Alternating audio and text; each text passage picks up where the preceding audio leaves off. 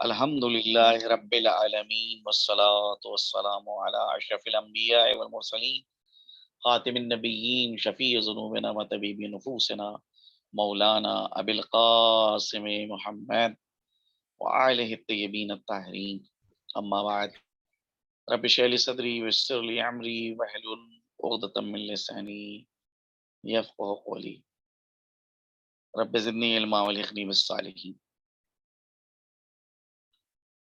احادیث خوانی کے حوالے سے جو سلسلہ چل رہا تھا اس میں جو آج جو احادیث ہیں وہ نفس کی معرفت کے حوالے سے ہیں،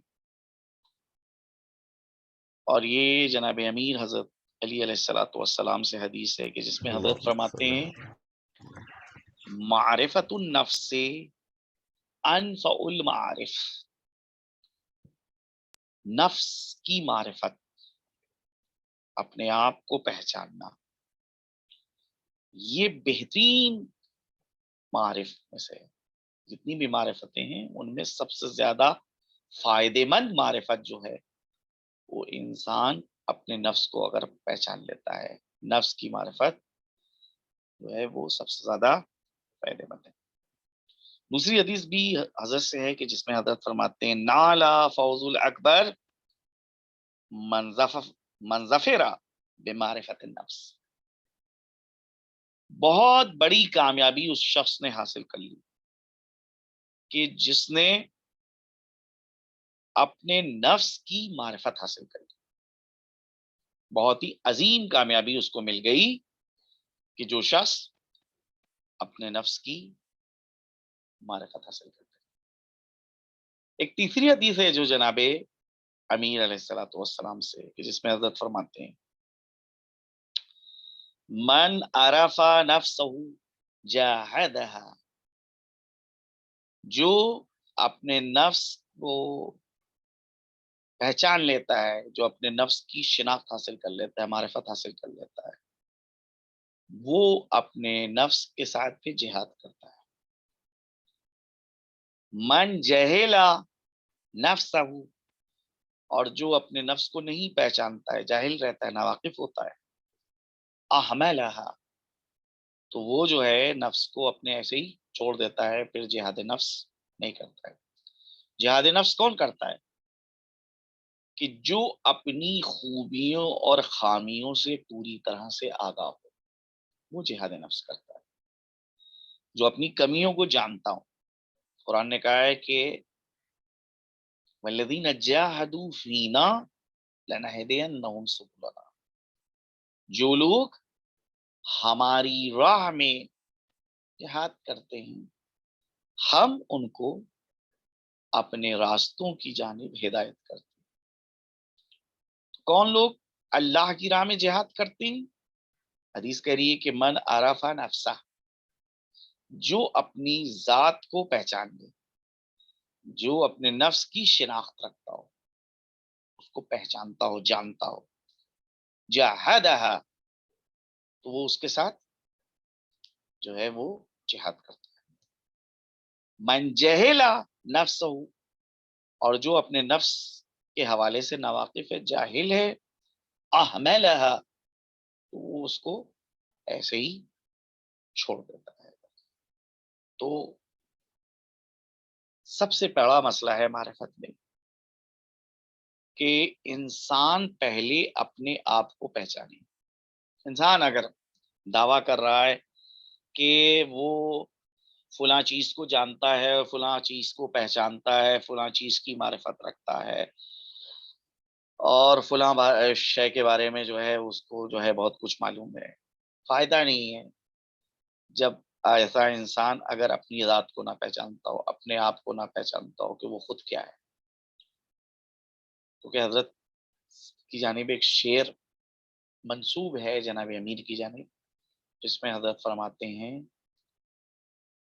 کہ اتظم انک جرم صغیر، کیا تم خیال کرتے ہو کہ تم ایک معمولی سا جسم، فیک انطوی عالم اکبر، تمہارے اندر جو ہے ایک دنیا پوشیدہ ہے، ایک عالم جو ہے وہ نہا۔ اگر پہچاننا چاہتے ہو اپنی ذات کو پہچانو. تو معرفت میں جو کام شروع کیا جائے گا، سب سے پہلے جو شناخت حاصل کی جائے گی وہ اپنی ذات سے شروع کی جائے گی، کہ اپنے آپ کو پہچاننا. الانسان علی نفسہ بصیرہ، آیت ہے سورہ قیامت کی، کہ انسان اپنے آپ کو بخوبی پہچانتا ہے.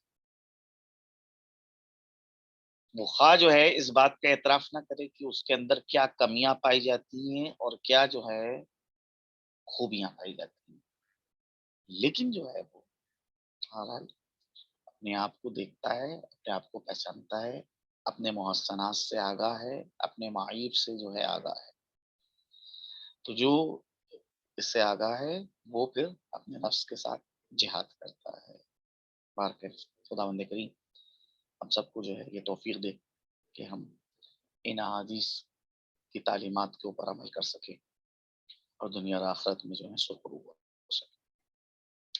سلسلہ جو کلام کا ہم لوگوں کی چل رہا تھا، کیونکہ ابھی 2 دن پہلے جو ہے وہ عید سعید غدیر گزری، لہذا اس مناسبت کا لحاظ کرتے ہوئے آج کا پورا کلاس جو ہے اسی سے اختصاص دیا جا رہا ہے اور اسی کے حوالے سے گفتگو ہوگی. کیونکہ غدیر ایسا نہیں ہے کہ مسلمانوں کے درمیان غیر معروف ہے. عام طور پہ مسلمان حدیث غدیر سے واقف ہیں اور خصوصی طور کے اوپر دوستداران اہل بیت اس حدیث سے پوری طرح سے واقف ہیں. غدیر کا دن کہ جس کے حوالے سے قرآن نے کہا کہ الیوم اکملت لکم دینکم واتممت علیکم نعمتی ورضیت لکم الاسلام دینا. کون سا دن ہے؟ قرآن کہتا ہے کہ آج کا دن، یعنی آج سے مراد غدیر کا دن، تمہارے دین کو ہم نے مکمل کر دیا، تم پر اپنی نعمتوں کو تمام کر دیا اور تمہارے لیے دین اسلام تمہارے دین اسلام سے میں راضی ہو گیا. یہاں کے اوپر آپ دیکھیں کہ جو اہل سنت میں ایک بزرگ عالم گزرے ہیں، ابو جعفر ابن جریر طبری، 310 ہجری میں تھے، اور بہرحال یہ آئے کریمہ جو ہے الیوم اکملت لکم دینکم واتممت علیکم نعمتی، اس کے حوالے سے ابن جریر طبری کا یہ بیان ہے کہ یہ آیت روز غدیر نازل ہوئی تھی.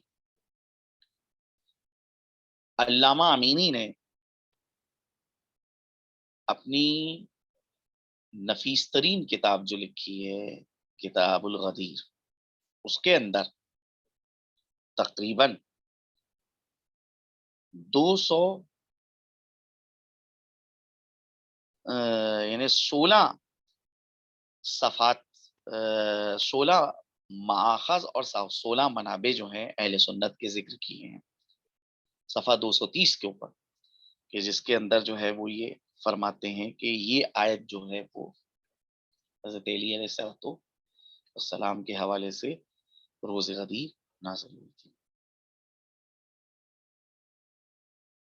جاہز جو ایک بہت اہم شخصیت ہے ادبی دنیا میں جس کا نام ہے، وہ جو ہے کہتا ہے کہ یہ آیت جو ہے وہ حضرت علی علیہ السلام کے بارے میں غدیر کے دن جو ہے وہ نازل ہوئی تھی. اگر حضرت علی کے حوالے سے گفتگو کی جائے اور ان کے فضائل و کمالات کے متعلق گفتگو کی جائے، یہاں کے اوپر بجائے اس کے کہ اپنی بات پیش کی جائے، عالم اسلام کی ایک مشہور شخصیت ہے خلیل ابن احمد، کہ جس نے علم عروض کو ایجاد کیا تھا. یعنی آج جتنے بھی شعراء ہیں اور وہ بہرحال شاعری میں علم عروض کے محتاج ہیں. تو علم عروض کا موجد، اس کا مؤسس مبتکر جو ہے وہ خلیل ابن احمد ہے. لغت کے حوالے سے اس کی ایک کتاب ہے کتاب العین. بہرحال آج عربی الفاظ میں صحیح معنی کو اگر ہم تلاش کرنا چاہتے ہیں کہ صحیح معنی کیا ہیں اس کے، کیونکہ جب تک کہ مسلمان دوسرے قوموں سے مخلوط نہیں ہوئے تھے، ان کی آمیزش نہیں ہوئی تھی، اس وقت تک کہ ان کے اندر زبانیں اصیل پائی جاتی تھی، اصل زبان پائی جاتی تھی. لیکن جب ایران فتح ہوا اور روم کا حصہ فتح ہوا اور مسلمان جو ہیں وہ دوسری قوموں سے ملنے لگے، نتیجہ یہ ہوا کہ عربی زبان کی اصالت جو تھی وہ ہاتھوں سے مسلمانوں کے چلی گئی. کچھ الفاظ جو ہیں انہی نے دوسری زبانوں کے عربی میں داخل کر لیے، اور کچھ الفاظ جو تھے وہ جو عربی زبان کے تھے وہ ان لوگوں کو دیے. تو اب آج اگر ہم کو الفاظ کے صحیح معنی دریافت کرنا ہوتے ہیں تو قدیم ترین لغت جو ہے اس کی جانب ہم رجوع کرتے ہیں. تو اب آپ دیکھیے کہ قدیم ترین لغتوں میں جو ہے کتاب العین ہے خلیل ابن احمد کی، کہ جو اس نے بہرحال دنیا ادب کی اس سلسلے میں خدمت کری ہے اپنی کتاب لکھ کے. خلیل ابن احمد کا بیان کہ میں جناب امیر کے حوالے سے وہی کہتا ہے کہ جب کسی نے خلیل ابن احمد سے پوچھا ما تقول فی علی ابن ابی طالب، تم علی ابن ابی طالب کے بارے میں کیا کہتے ہو؟ تو خلیل نے کہا فقال ما اقول فی حق امرئ کتمت مناقبہ اولیاءہ خوفا وآداؤہ حسدا. میں ایسے شخص کے بارے میں کیا گفتگو کروں کہ جس کے دوستوں نے اس کے فضائل کو چھپایا خوف کی بنیاد کے اوپر، ڈر کی بنیاد کے اوپر، اور جس کے دشمنوں نے اس کے فضائل کو چھپایا حسد کی بنیاد پہ، جلن کی بنیاد پہ. ثم ظہر من کتامنتین، اور پھر جو ہے یہ فضائل جو ہے اس کے بعد بھی جو ہے ظاہر ہوئے، یعنی دوستوں نے چھپایا، دشمنوں نے بھی چھپایا، ان دونوں کے چھپانے کے باوجود جو ہے فضائل ظاہر ہوئے. کہ اگر دیکھا جائے تو کائنات فضائل جناب امیر سے پر ہے. یہ بہرحال جو ہے خلیل کا بیان ہے. ائمہ اربعہ میں امام حنبلی حنابلہ احمد ابن حنبل کا یہ بیان کہ ما جاء لأحد من الصحابہ من الفضائل ما جاء لأبی ابن ابی طالب. صحابہ میں سے کسی کے بارے میں اتنے فضائل نہیں آئے جتنے فضائل جو ہیں وہ جناب امیر علیہ الصلوۃ والسلام کے حوالے سے وارد ہیں. تو ایسی شخصیت کے جس کے حوالے سے اتنے فضائل، اسی شخصیت کو پیغمبر نے 1,24,000 کے مجمع کے درمیان حکم خدا سے اپنا جانشین بنایا، اس کی ولایت کا اعلان کیا. اچھا ایسا مسئلہ نہیں ہے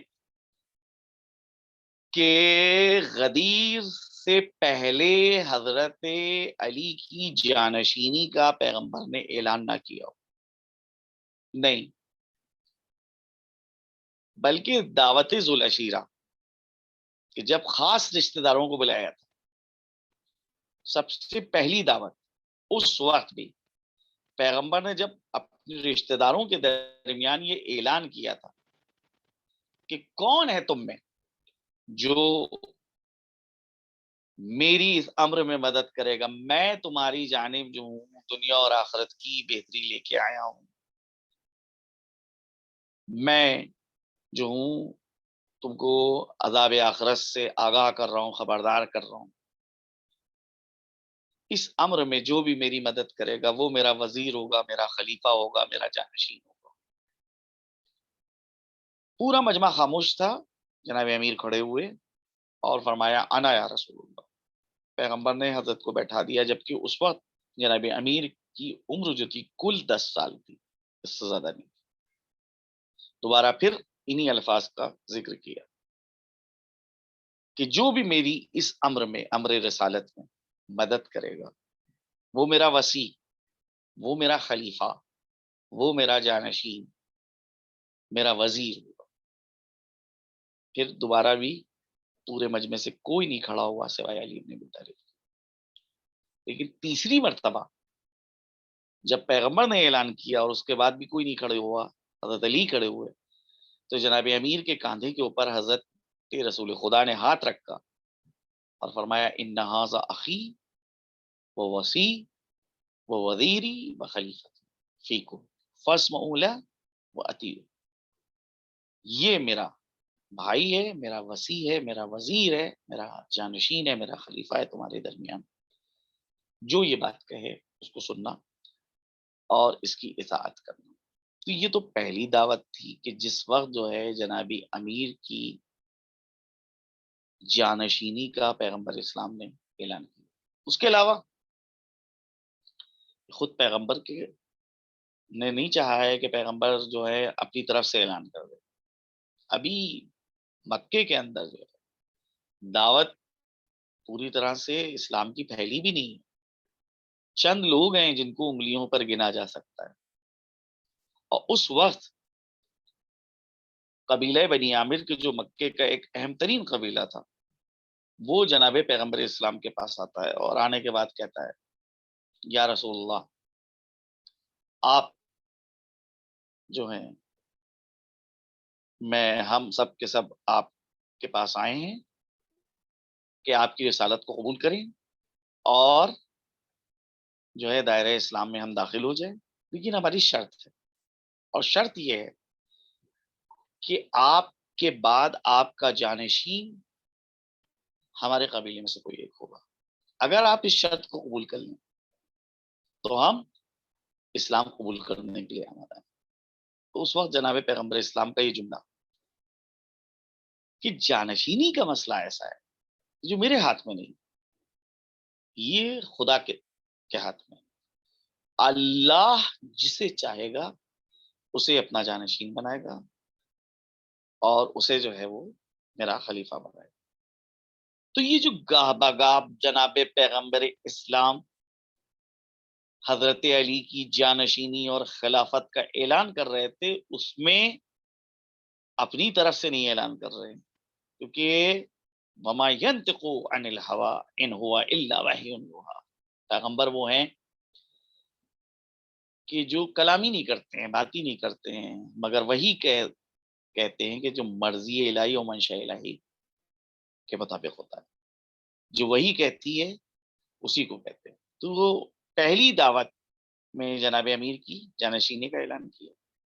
اس کے بعد کا مرحلہ ہے کہ مختلف جو مواقع ہیں کہ ایک مرتبہ کسی شخص نے ایک پرندہ جو ہے بھون کے بھیجا اور جناب رسالت مآب کی خدمت میں ہدیہ کیا۔ پیغمبر نے اس بھنے ہوئے پرندے کو جب دیکھا تو بارگاہ خداوندی میں دعا کے لیے ہاتھ اٹھائے اور کہا کہ پروردگارا، تیری مخلوق میں جو سب سے زیادہ تیرے نزدیک محبوب ہے اس شخص کو بھیج دے کہ وہ میرے ہمراہ اس پرندے کو کھائے۔ وہاں کے اوپر پیغمبر کے خادم انس ابن مالک موجود تھے، انہی نے پیغمبر کی زبان سے یہ جو دعا سنی تو ان کے دل میں یہ خواہش پیدا ہوئی کہ کاش کوئی میرے قبیلے کا آ جائے اور وہ پیغمبر کے ہمراہ جو ہے اس پرندے کے گوشت کھانے میں شریک۔ چنانچہ تھوڑی دیر گزری تھی کہ دق الباب ہوا، انس نے دروازہ کھولا، دیکھا حضرت علی کھڑے ہیں۔ جناب امیر کو جب دیکھا انس نے تو حضرت نے پوچھا کہ رسول اللہ سے مجھے ملنا ہے، تو انس نے کہا کہ اس وقت رسول تو مصروف ہے، ان سے آپ کی ملاقات نہیں ہو سکتی ہے۔ جناب امیر کو واپس کر دی۔ تھوڑی دیر کے بعد پھر دوبارہ حضرت علی آئے، پھر انس نے جو ہے وہ کہا کہ اس وقت رسول جو ہے مصروف ہے، آپ سے ملاقات نہیں ہو سکتی۔ چلے گئے جناب امیر، تھوڑے وقفے کے بعد پھر آئے۔ اب جب آئے اور انس سے پوچھ رہے تھے کہ مجھ کو رسول اللہ سے ملنا ہے، گفتگو کر رہے تھے، تو جناب رسالت مآب نے اندر سے آواز دی، ادخل یا ابا الحسن، اے ابا الحسن داخل ہو جاؤ۔ اور اس کے بعد جناب امیر کو جب دیکھا تو کہا ما منع کا، کیا چیز تمہارے لیے رکاوٹ کا سبب بنی ہوئی تھی کہ تم اتنی دیر سے آئے؟ تو جناب امیر نے کہا میں تو کئی بار آ کے واپس جا چکا ہوں، جب میں آتا تھا انس کہتا تھا کہ آپ جو ہیں وہ مصروف ہیں، مشغول ہیں۔ حضرت نے انس کو بلایا، کہا کہ تم ایسا کیوں کہتے تھے، کس لیے جو ہے علی کو واپس کر رہے تھے؟ تو انس نے کہا کہ میرے دل میں یہ خواہش پیدا ہوئی تھی آپ کی دعا کو سن کہ کاش کوئی قبیلہ انصار سے آئے اور وہ جو ہے آپ کے ساتھ اس غذا کو آپ کے ہمراہ کریں۔ تو بہرحال حدیث طاہر کہ جس سے ہمارے علماء استدلال کرتے ہیں، بھائی رسول کا جانشین وہی شخص بنے گا کہ جو اللہ کا سب سے زیادہ محبوب۔ اللہ جو ہے اگر کسی کو سب سے زیادہ چاہتا ہے، وہ اس بنا کے اوپر نہیں چاہتا ہے کہ اس سے اس کی کوئی رشتہ داری ہے، اس کی ذاتی صفات اور معنوی اوصاف کی بنیاد پر اس کی جو کارکردگی ہے، اس کارکردگی کو دیکھ کے اللہ جو ہے کسی کو پسند کرتا ہے۔ تو ایک تو یہ حدیث طاہر۔ اس کے علاوہ جنگ تبوک کا موقع تھا اور پیغمبر اسلام جنگ میں شرکت کرنے کے لیے جا رہے تھے، لیکن مدینے میں حضرت علی علیہ الصلوۃ والسلام کو اپنی جگہ کو چھوڑ دیا اور اپنا جانشین بنایا۔ اب جب جناب امیر کو چھوڑ کے جانے لگے تو منافقین نے جو ہے وہ آپس میں چیمی گوئیاں شروع کی اور کہا کہ لیجئے عورتوں اور بچوں کی حفاظت کے لیے جو ہے ان کو چھوڑ کے جایا جا رہا ہے، اپنے ہمراہ نہیں لے کے جا رہے ہیں۔ یہ ان کو معمولی کام سے خود کر دیا۔ جنگ میں جو ایک اہم ترین جو ہے وہاں کے اوپر مبارزہ کا مسئلہ ہے، وہاں اپنے ہمراہ نہیں لے کے جا رہے۔ یہ باتیں کچھ ایسی تھیں کہ جو جناب امیر کے دل پہ لگی، چنانچہ محزون حالت میں، غمزدہ حالت میں حضرت کے رسول خدا کے پاس آئے اور آنے کے بعد کہا یا رسول اللہ، آپ جو ہیں مجھ کو اپنے ہمراہ نہیں لے کے جا رہے، کیوں چھوڑ کے مجھ کو مدینے میں جا رہے ہیں؟ یہاں پر جناب رسالت مآب نے جناب امیر کو خطاب کر کے کہا اما ترضا، کیا تم اس بات سے راضی نہیں ان تکون منی بمنزلت ہارون من موسیٰ، کہ تمہاری منزلت اور مقام میرے نزدیک بالکل ویسا ہی ہو جیسے کہ ہارون کے نزدیک، موسیٰ کے نزدیک ہارون کی منزلت اور مقام تھا۔ الا انہ لا نبی بعدی، سوائے اس کے کہ میرے بعد کوئی میرا جانشین نہیں ہے، میرا کوئی بھائی، میرے بعد کوئی میرا نبوت کا سلسلہ نہیں، لا نبی آبادی، میرے بعد کوئی نبی نہیں آنے والا، تو تم میرے نزدیک جو بے پناہ جو ہے وہ اہمیت کے حامل ہے۔ اور جو دیگر مقامات ہیں ان سے یہ ثابت ہوتا رہتا ہے کہ جناب امیر کا غدیر میں جو اعلان ہوا ہے وہ کوئی پہلی بار اعلان نہیں تھا۔ مختلف مواقعوں کے اوپر جناب رسالت مآب جو تھے وہ حضرت علی علیہ الصلوۃ والسلام کی ولایت اور خلافت کا اعلان کرتے رہے۔ غدیر کا موقع ایسا موقع ہے کہ جب پیغمبر اسلام نے حجۃ الوداع کو انجام دیا. حج کے لیے ہر جگہ جو ہے اپنے نمائندے کو بھیج دیا تھا اور سب کو حکم دیا تھا کہ سب اس سال حج کے اندر شرکت کریں اور مکے میں پہنچیں. یہ پیغمبر کا جو اعلان تھا وہ اتنا اہم اعلان تھا کہ لوگوں کو اس بات کا احساس تھا کہ لگتا ہے کہ اب پیغمبر اسلام ہمارے درمیان زیادہ دن زندہ نہیں رہیں گے. اسی لیے پیغمبر نے گویا کہ اپنے ساتھ سب کو حج کرنے کی دعوت دی ہے تاکہ، اور وہ سارے اراکین اور مناسک جو ہیں پیغمبر نے سب کے سامنے انجام دیے تاکہ امت جو ہے وہ مناسک حج کو پیغمبر کو دیکھ کے سیکھ لے. اور پھر اس کے بعد جو ہے یہ واقعہ جو غدیر کے اندر پیش آیا کہ ابھی قافلہ جو ہے میدان غدیر میں پہنچا ہے کہ ایک مرتبہ سے حضرت جبریل امین جو ہیں وہ آتے ہیں اور آنے کے بعد کہتے ہیں یا ایھا رسول بلغ، اے پیغمبر پہنچا دیجیے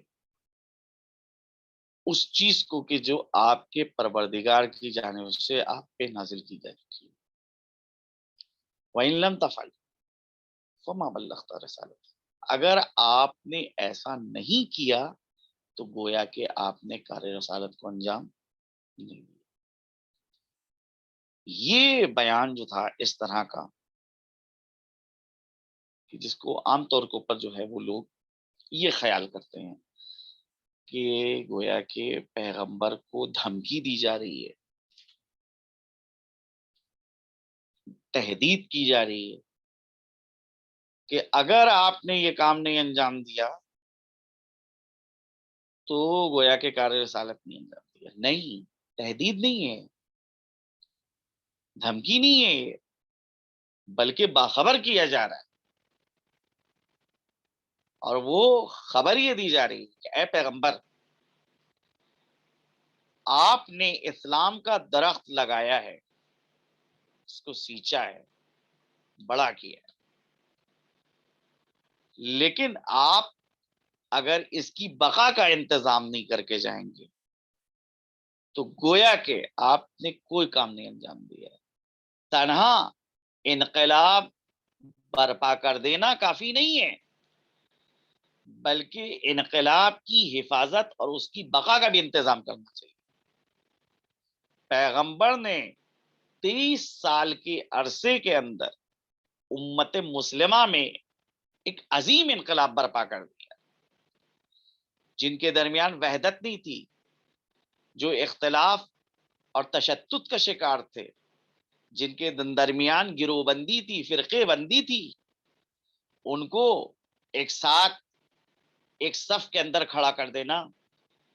جو قبیلے سینکڑوں سال سے، دسیوں سال سے جو ہے آپس میں جنگ و جدال کر رہے تھے، صلح و آشتی ان کے درمیان نہیں تھی، ان کے درمیان اخوت پیدا کر دی، برادری پیدا کر دی، صلح و آشتی جو ہے وہ قائم کی. ان کو فتنے کی دہانے سے، فتنے کی جو آگ بھڑک رہی تھی اس دہانے سے پیغمبر نے جو ہے ان کو نجات بخشی. اس سب پیغمبر کے وسیلے سے ہوا. تو یہ تعلیمات جو اسلام کے ہیں، جو دستور العمل اسلامی، یہ ایک اہم دستور العمل ہے. یہ انقلاب بہت اہم انقلاب ہے جو 23 سال کے عرصے میں پیغمبر اسلام نے برپا کیا اور کامیابی پیغمبر کو ملی. ورنہ اگر انبیاء ما سلف کی زندگی کو دیکھیں تو وہاں کے اوپر جو ہے ایسی کامیابی نہیں نظر آ رہی ہے. ایک مختصر سی تعداد ایمان لاتی ہے اور پوری امت جو ہے وہ تباہ اور برباد ہو جاتی ہے. جبکہ کئی 100 سال تبلیغ کری ہے، 950 سال جو ہے جناب نو کی صرف تبلیغی عمر ہے کہ جو اپنی قوم کے اندر 950 سال جو ہے انہیں نے تبلیغ انجام دی. لیکن نتیجہ کیا تھا کہ کل 80 لوگ یا 90 لوگ جو ہیں ایمان لائے تھے، بقیہ نے انکار کیا اور ساری قوم جو ہے وہ طوفان کا شکار ہو گئی. اسی طرح سے جناب شعیب کہ پوری قوم جو ہے عذاب الہی کا شکار. جناب لوط چند ایک مختصر سی تعداد جو ہے وہ مومن تھی اور ان پر ایمان رکھتی تھی، باقی وہ سب کے سب جو ہیں وہ انکار کرتے تھے. تو اب یہ اگر ذات پیغمبر اسلام کو دیکھا جائے تو ذات پیغمبر کو کتنی عظیم کامیابی ملی، کتنی اہم کامیابی ملی. اور جناب پیغمبر اسلام نے جو اسلامی انقلاب برپا کیا، ایک نیا قانون جس سے جو ہے عرب ناواقف تھے، اب وہ ہے قانون الہی، وہ ان کے ہاتھ میں سپرد کیا. آپس میں اخوت و برادری کا رشتہ قائم کروایا. قبائلی نظام رائج تھا وہاں کو، مظلوم اور مستضعف کا کوئی فریاد رس نہیں تھا. پیغمبر اسلام کی اس انقلاب کا یہ نتیجہ تھا کہ مظلوم کا حق دلوایا جائے گا، مستضعف کا حق دلوایا جائے گا، ظالم کو کیفر کردار تک پہنچایا جائے گا. یہ انقلاب جو برپا کیا ہے، اس کی بقا کا اگر پیغمبر انتظام نہ کرے تو بہرحال جو ہے اگر اس کی بقا کا اس پیغمبر اسلام انتظام نہ کرے تو یہ انقلاب جو ہے وہ کامیاب نہیں رہتا، ختم ہو جاتا پیغمبر کے بعد. لہذا پیغمبر نے حکم الہی کی بنیاد کے اوپر اس کی بقا کا انتظام کیا. وہی اس جانب جو ہے یعنی اس آیہ کریمہ کے اندر اشارہ ہے کہ وہ ان لم تفعل، یعنی اگر آپ نے اس کی بقا کا انتظام نہیں کیا، اس کی حفاظت کا انتظام نہیں کیا، فما بلغت رسالت، تو گویا کہ آپ نے کار رسالت نہیں انجام دی. یعنی وہ پھر قوم جو ہے ویسے ہی حالات اس کے اندر پیدا ہو جائیں گے کہ جیسے کہ اسلام سے پہلے کی حالات. چنانچہ اس اعلان کے بعد جناب پیغمبر اسلام نے اس آیت کے اترنے کے بعد جو ہے آپ واقع غدیر کو سنتے رہتے ہیں کہ سب کو بلایا اور بلانے کے بعد جو ہے وہ ایک عظیم الشان خطبہ دیا، پالان شتر کا ممبر بنا، اس کے اوپر گئے اور جا کے جناب امیر کی خلافت کا اور جانشینی کا اعلان کیا. اب آپ غور کریں کہ حدیث غدیر وہ حدیث ہے تو بہرحال جو ہے خدا جزائے خیر دے میر حامد حسین کہ انہی نے اباقات الانوار کی 2 جلدیں حدیث غدیر کے حوالے سے لکھی ہیں. بعد میں ان 2 جلدوں کا خلاصہ شیخ عباس قمی نے فیض القدیر کے نام سے کیا ہے. اتنے اچھے انداز میں جو ہے وہاں کے اوپر بحث کری ہے کہ از لحاظ سند قلم جو ہے وہ محققین جو ہے توڑ دیا. اس سے بہتر جو ہے اس کے اوپر بحث نہیں ہو سکتی. لاجواب انداز میں جو ہے بحث کری. اس کے بعد جو ہے یہ 20ویں صدی کے عالم تھے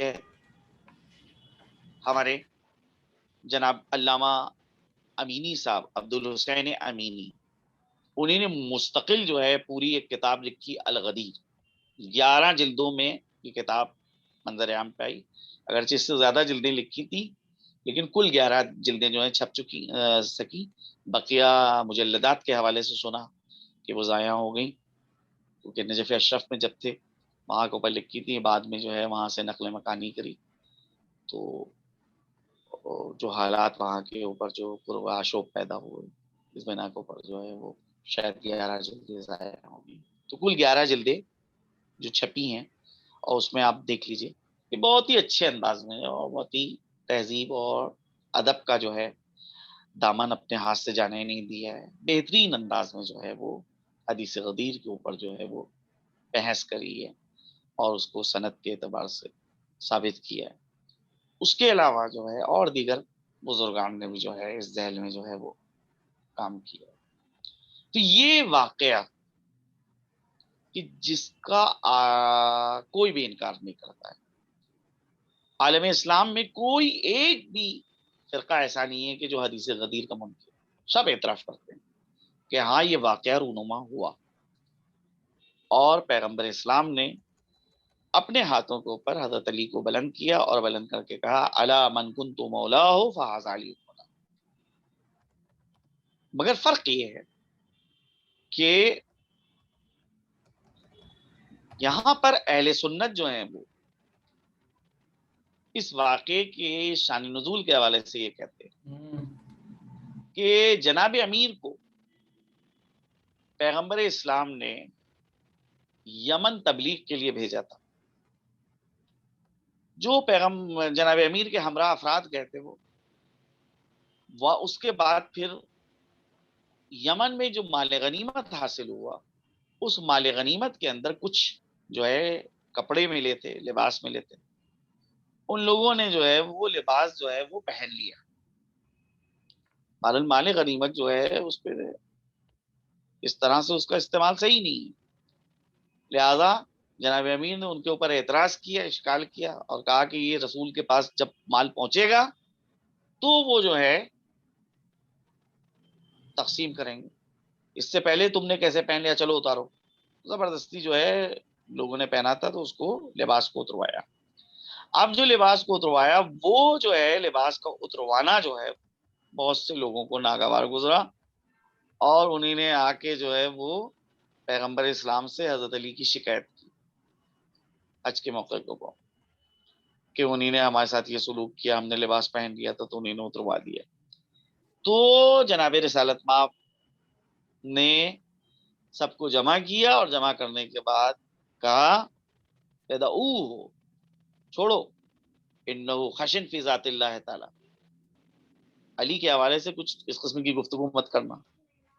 علی اللہ کے حوالے سے بہت ہی سخت، امر الہی کی مخالفت برداشت نہیں کر سکتے. اور پھر اس کے بعد ایک فصیح و بلیغ خطبہ دیا اور اس کے بعد جو ہے وہ کہا کہ من کنت مولا ہو فہذا علی مولا. یہ حدیث اس وقت یوں ارشاد فرمائی. شیعہ یہ کہتے ہیں کیونکہ اب وہاں کے اوپر جو ہے مولا کے معنی کے حوالے سے اختلاف آ رہا ہے. یعنی لوگوں کو اہل سنت یہ فرما رہے ہیں کہ یہاں پر لوگوں کو جناب رسالت مآب نے حضرت علی کی دوستی اور محبت کی جانب دعوت دی، اطاعت کی جانب دعوت دی. شیعہ یہ کہتے ہیں کہ نہیں، یہ ولایت، جس ولایت کا رسالت مآب نے اعلان کیا ہے وہ ولایت اولا بالتصرف ہے. یعنی محبت اور دوستی کے ساتھ ساتھ اطاعت کی بھی دعوت دی ہے، تنہا محبت کی دعوت نہیں دی ہے. یہ ولایت جو ولایت اولا بالتصرف ہے، یعنی ایک شخص اپنی ذات کے اوپر جتنا حق نہیں رکھتا ہے اتنا اس سے زیادہ اس کی ذات کے اوپر اللہ کا حق ہے، رسول کا اس کے حق ہے اور امام وقت کا حق ہے. تو جو اللہ کا حق ہے وہی حق منتقل ہوتا ہے رسول کی جانب، وہی ولایت منتقل ہوتی ہے رسول کی جانب. اور جو رسول کی جانب ولایت ہے بے عین ہی انہی شرائط کے ساتھ وہ ولایت پھر منتقل ہوتی ہے امام کی جانب. تو اللہ ولی سرپرست یعنی، اور اس کا رسول بھی ولی اور رسول کا جانشین بھی جو ہے وہ ولی ہے اور سرپرست. اب دیکھیے ولایت کے حوالے سے، اگر ولایت ہے یعنی واو کے نیچے زیر ہو اگر، تو اس کے معنی ہوتے ہیں دوستی کے، محبت کے، نصرت کے. لیکن اگر واو کے اوپر زبر ہے ولایت، تو ولایت کے معنی پھر ہو جاتے ہیں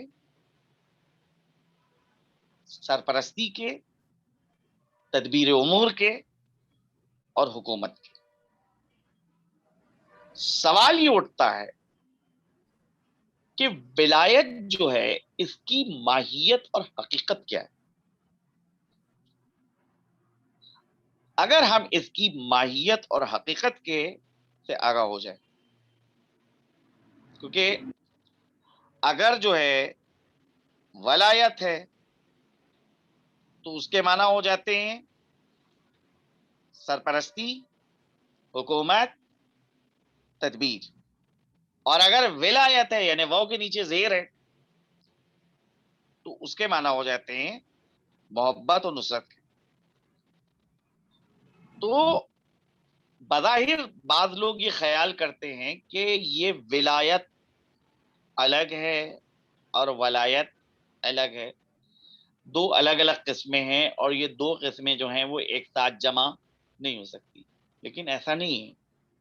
ہمارے بعض علماء نے اس سلسلے میں بحث کری ہے اور کہا یہ ہے کہ ان دونوں قسموں کو ایک جگہ جمع کیا جا سکتا ہے، ان کی ایک قسم جامع نکالی جا سکتی ہے کہ جہاں سرپرستی ہے، جہاں حکومت ہے، جہاں تدبیر امور ہے، وہیں کے اوپر جو ہے اسی ذات سے کہ جو ہمارا سرپرست ہے، جو ہمارا مولا ہے، جو ہمارے امور کے متعلق جو ہے تدبیر کر رہا ہے،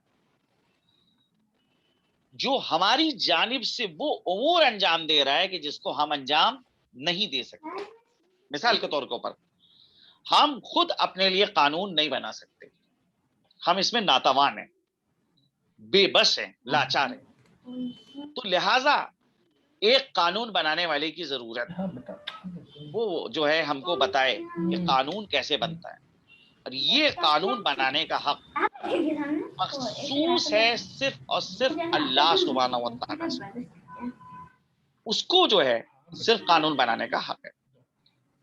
تو ولایت یعنی جو حق ولی امر کو حاصل ہے، یعنی اللہ کو حاصل ہے، اللہ کے رسول کو جو حق حاصل ہے. مثال کو آسان مثال کے ذریعے سے اس چیز کو آپ سمجھیے کہ مثال کے طور کے اوپر یہ جو ولایت ہے، اگرچہ ہم دیکھیں تو محدود طور کے اوپر جو ہے ہمارے معاشرے اور ہماری سوسائٹی میں جو ہے ماں باپ کو بھی ولایت حاصل ہوتی ہے، زوجہ کے اوپر جو ہے شوہر کو ولایت حاصل ہوتی ہے، اور اسی طرح سے اولیاء ہیں. اب وہاں کے اوپر جو ہے جو ولایت حاصل ہے ان کو، مثال کے طور کے اوپر ماں باپ کو جو اولاد کے اوپر ولایت حاصل، تو ماں باپ جو ہیں ان کی انسان کو اطاعت کرنا ہوگی. ماں باپ کو اللہ نے اولاد کا ولی بنایا ہے، یعنی اولاد جو ہے جو ماں باپ اس کے حوالے سے چارہ جوئی کریں، اس کے سلسلے میں تدبیر کریں، اس کو جو حکم دیں، اولاد پہ لازم ہے کہ ان کی اطاعت کریں.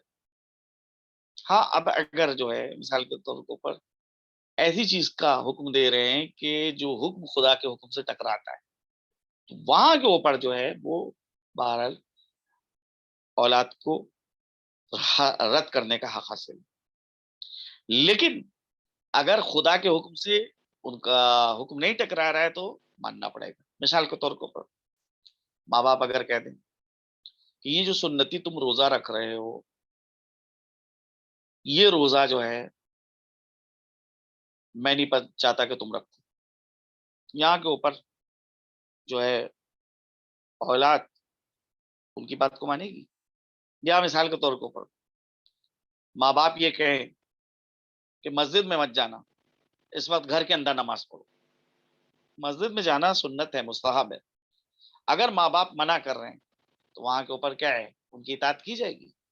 بالکل اطاعت کی جائے گی، جب تک کہ ماں باپ کا امر خدا کے امر کے مقابلے میں نہ آ جائے، اس وقت تک کہ ان کی اطاعت کی جائے گی. تو محدود پیمانے کے اوپر ماں باپ بھی ولی ہیں، محدود پیمانے کے اوپر شوہر بھی ولی ہے.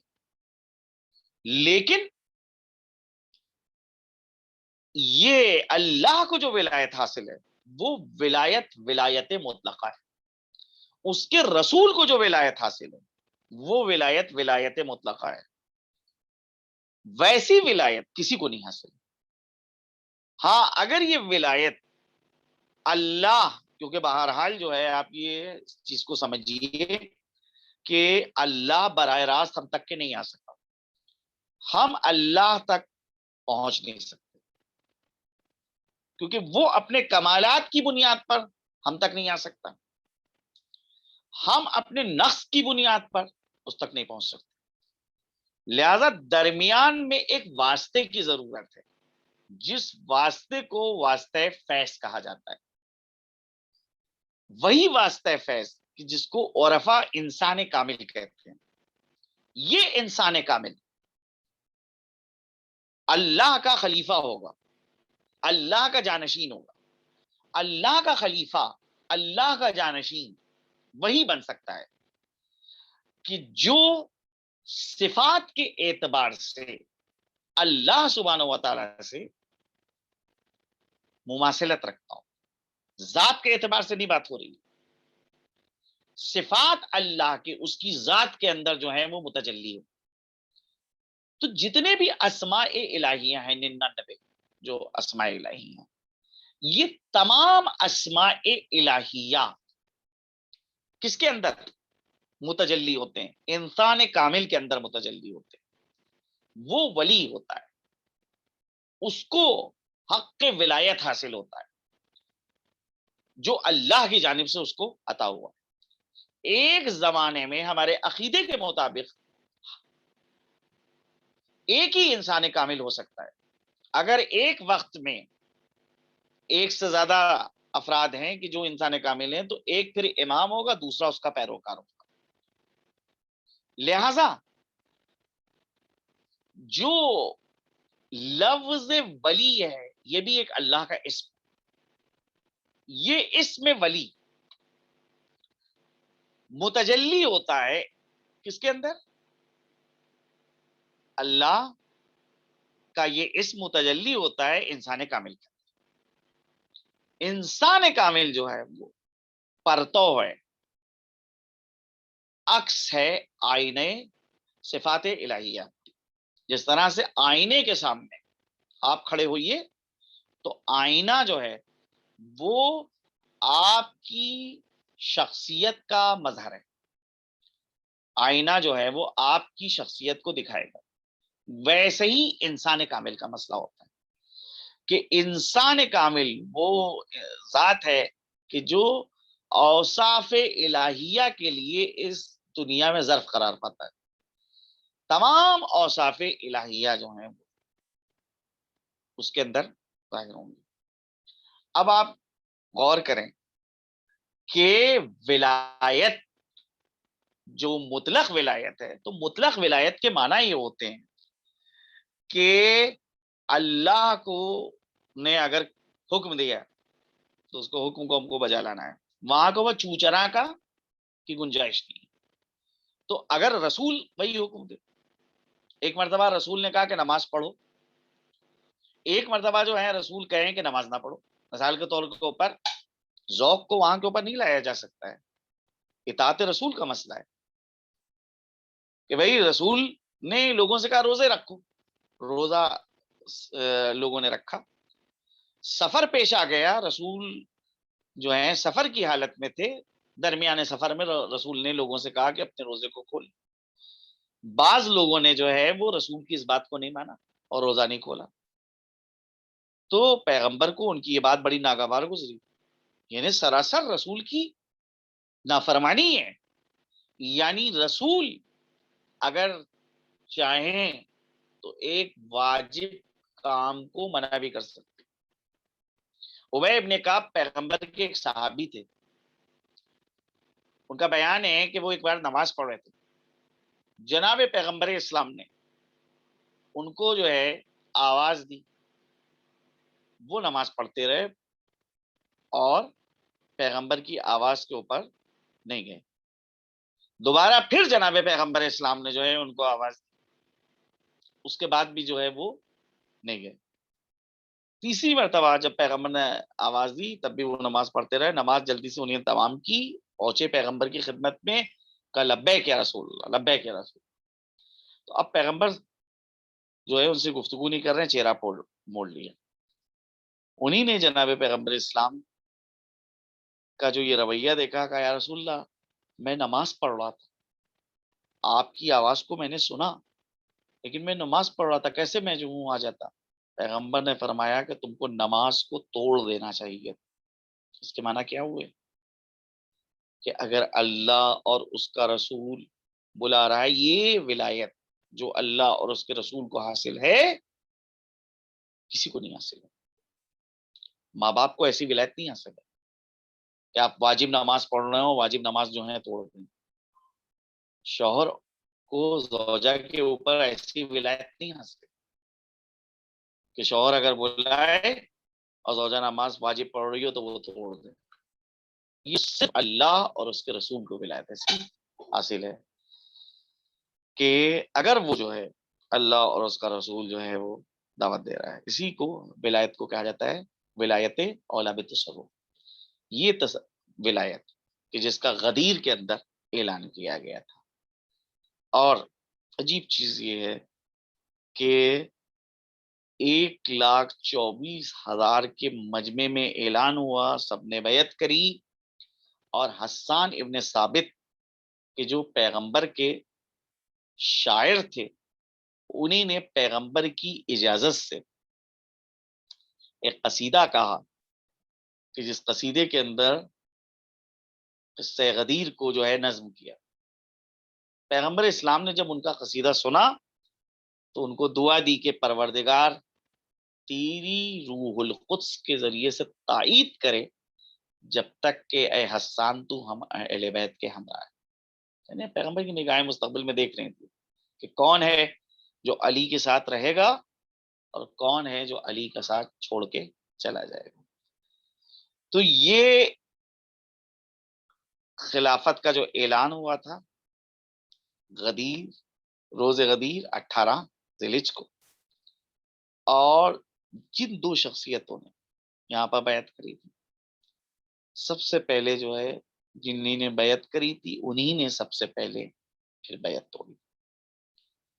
اور عجیب جناب امیر کے حوالے سے خداوند کریم کے امور ہیں کہ ظاہری خلافت بھی جو حضرت کو ملی اور ظاہری خلافت کے لیے جو بیعت ہوئی تھی، وہ ظاہری خلافت بھی 18 ذی الحجہ کو حضرت علی علیہ الصلوۃ والسلام کو ملی ہے، اور اس دن جو ہے وہ آپ کی ہاتھ کے اوپر جو ہے جن دو شخصیتوں نے سب سے پہلے بیعت کری تھی ظاہری خلافت میں بھی، انہی نے سب سے پہلے جو ہے اس بیعت کو توڑا۔ مبارک ہے۔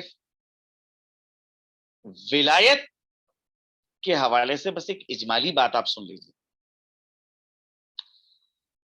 ولایت عرفا کے نزدیک قرب اور نزدیکی کو کہتے ہیں۔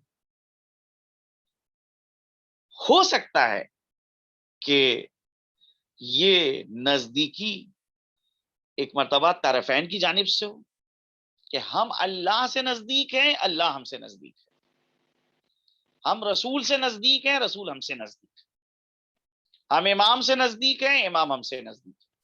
تو طرفین کی جانب سے یہ نزدیکی ہے۔ تو ایسی صورت میں یہاں کے اوپر یہ کہا جائے گا کہ واقعاً جو ہے یہ شخص ولایت خاصہ رکھتا ہے، کیونکہ ولایت کی 3 قسمیں، ایک ولایت ولایت عامہ ہے، ایک ولایت ولایت خاص ہے، ایک ولایت ولایت اخص ہے۔ ولایت عامہ مثال کے طور پر اللہ سارے انسانوں سے نزدیک ہے، مگر سوال اٹھتا ہے کہ کیا سارے انسان بھی اللہ سے نزدیک ہیں؟ کا مومن اپنے عمل کی بنیاد پر اللہ سے نزدیک ہے، اور کافر اپنے عمل کی بنیاد اور اپنے غلط عقیدے کی بنیاد پر اللہ سے دور ہے۔